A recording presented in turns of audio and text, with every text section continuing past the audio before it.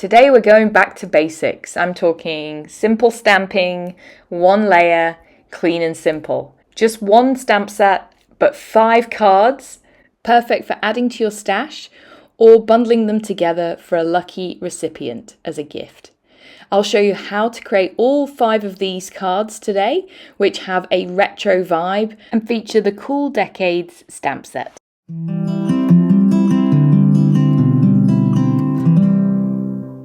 Hi guys, it's Jenny. Welcome back to another stylish card making techniques video. As I said in our intro, I am featuring the Cool Decades stamp set, and this also has a coordinating embossing folder, but I won't be using that in my video today. It's got these really weird shapes. I mean, there's no other way to describe them. Very retro, very blobby, very arty, whimsical, you might say, and some really fun sentiments. I love them all, and you can mix and match them with the different decades that are included from the 50s, 60s, 70s, 80s and 90s. I'm sure we all know people born in those years. I'm going to be featuring almost all of them on my cards today. I have got lots of cardstock cut to size. This is Nina Soloway 80-pound cardstock cut to an A2 size, 4¼ by 5½. And I have several 110-pound panels of cardstock scored for my note cards.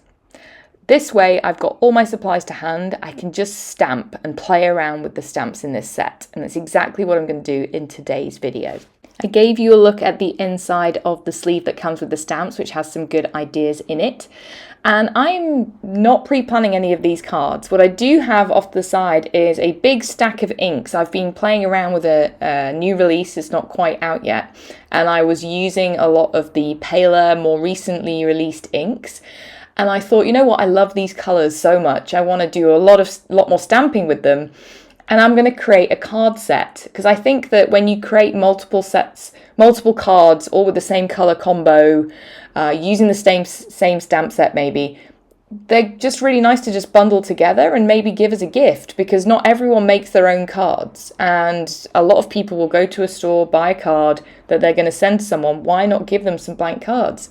We love getting our handmade cards in the mail as card makers, but I think also it's nice to give some blank cards to people, because then they can use them as well to send cards to others. So that's exactly what I wanted to do with the cards I'm creating today. So I'm playing around. I've got no pre-planning. I've just got a big stack of inks that go well together, and that's exactly what I'm doing. So first off, I'm using this, it looks like a solid rainbow arch.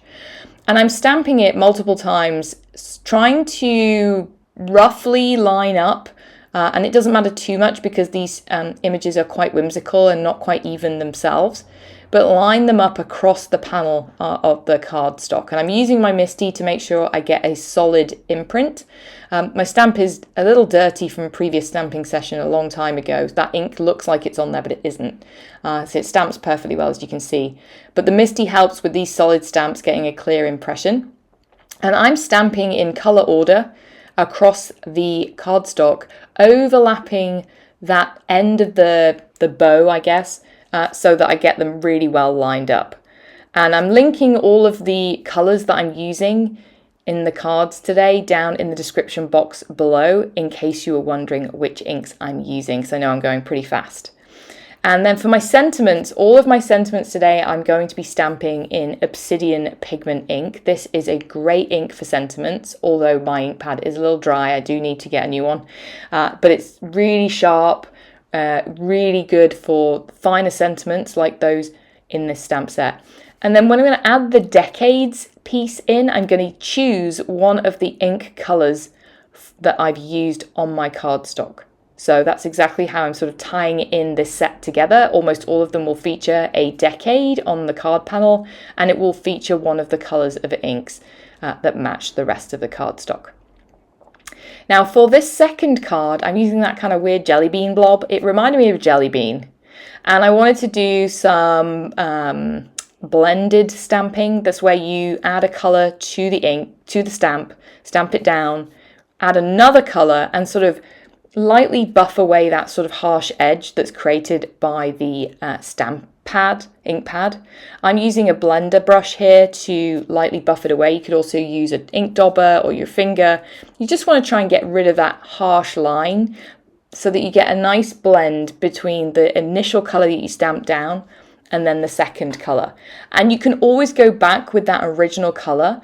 I didn't on any of these, but you can go back with that original colour, stamp it down over the entirety of the image again, and that will give you a smoother blend. You'll see in a couple of areas I have somewhat harsh lines. It looks a little worse in the video than it is in real life. And some of that is because I use the blender brush itself to swipe my ink and get rid of that line rather than, say, an ink dauber. But I actually really like the effect. If you look up close, it's actually kind of got this kind of almost cool rivulet pattern to it and really adds some interest to what is going to be a very clean and simple card. For my first layer, I'm always using a paler ink. And then for my second layer, I'm coming in with a darker ink.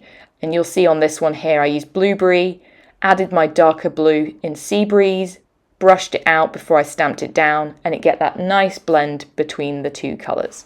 I also use my blender brushes that they're not particularly clean. There's always a little bit left over. And so, for example, on that blue one, you saw slightly different colour of blue ink. I couldn't tell you what it was, but I really love how it ended up looking. So just a little tip for using the leftover ink on your brushes there. To add a bit more interest, I'm using some of those more accent stamps, and I'm using jet black ink to add these here and there. And I like to use a visual triangle, so in 3s or 5s. So I'll overlap those sort of jelly bean shapes and here and there with those, I don't know what they are, spirals and dots. I'm trying to find technical terms for all of these shapes. Very sort of retro and modern at the same time. And then I've come in and added my sentiment, thrown in a 60s decade stamped in cotton candy ink, which matched one of those ink colours that I'd already used. For my third card, I'm going to stamp the sentiment first. And this is a blue decade. We used to be so cool. I can just hear that voice in my mind. We used to be so cool. I think that quite a lot. My husband would say, I am still cool, but he's a 70s kid and I'm an 80s kid, so I'm younger. And then I'm going to come in with the circle and the star. I'm going to stamp them at the same time, flip it around and stamp it again in a different colour, saves a little bit of time, and then stamp it one more time for that visual triangle in a different colour again. I'm then coming in with this kind of, I don't know what we're going to call this, like a very porous sponge shape, or kind of a brain, I don't know. Stamped that a couple of times, and it is a large shape, so I stamped it coming in from the side, keeping that upper right hand corner mostly blank, and then that way it's kind of that visual triangle again, so the upper left and then the bottom of the card have most of the action going on. And then for the accent shape, I'm using that wiggly worm black curved shape, adding it here and there. For this one, I am going to use my Misty's right hand side measurements, and you'll see that I've started off at the bottom stamping my first rainbow, and then I'm going to shift it upwards an inch each time. That was about the right amount of distance to have those rainbows stacked one on top of each other. And I'm going to push it up 1 inch at a time and stamp down the colours along that left hand side. Now I've got one of these sentiments and it was too long for me. I wanted it to sort of be in the centre of that right hand side blank area, and it was just too long. So I'm doing a little bit of stamp surgery, snipping it with some sharp scissors, and it can be put back together again, not a problem. And then of course the 80s are coming in here. So it says, "You are the coolest 80s person I know," which I thought was quite fun.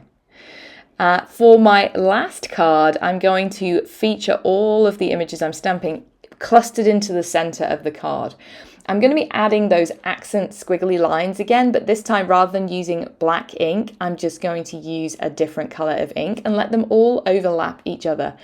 I think the benefit of using the paler colours of ink here as well is that it's not too harsh. You don't get a bunch of overlapping colours creating a murky brown in the centre.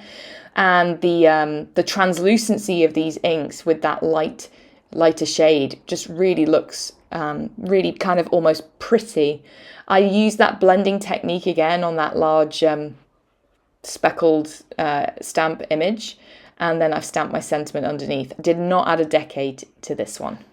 I've then grabbed my Altenew packaging. I keep one of these and use it as a splatter box, and I go through them quite rapidly actually.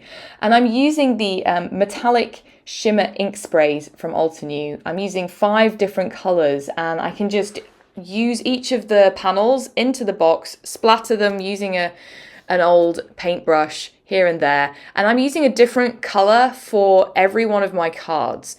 And the way I've chosen the colors is I've looked for pale colors again that match up with those inks as best as I can, but then also looking for a color that's not quite obvious or even used on the cards themselves, so that way even the ink splatter is adding to the color of the cards. So I've used sea glass, I've used frosty pink, warm sunshine, soft lilac, and mountain mist. And they're some of my favorite shimmer spray colors. And I love how it adds that little bit of sparkle and interest.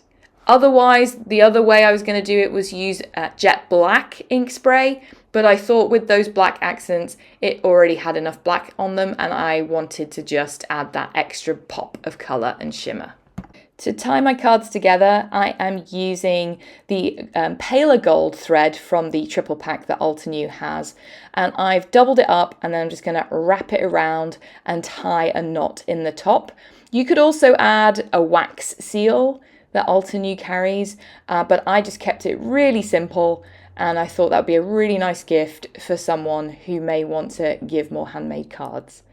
I hope this gave you some ideas for using the Cool Decades stamp set and some ideas for what to do with your stash of handmade cards if you're looking for gift ideas. And let's not forget how fun it is just to stamp, have a big old stamping session and crank out those gifts for other people. I hope you've enjoyed this video. If you did, give it a thumbs up, leave us a comment, and be sure to subscribe to Altenew's YouTube channel if you don't already. Have an awesome day. Bye. Hello crafters, Jen here. For more tips, techniques, tutorials, and to discover which paper crafting products are right for you, subscribe to Altenew's YouTube channel. Make sure to hit the notification bell so you don't miss any videos. Thanks for watching.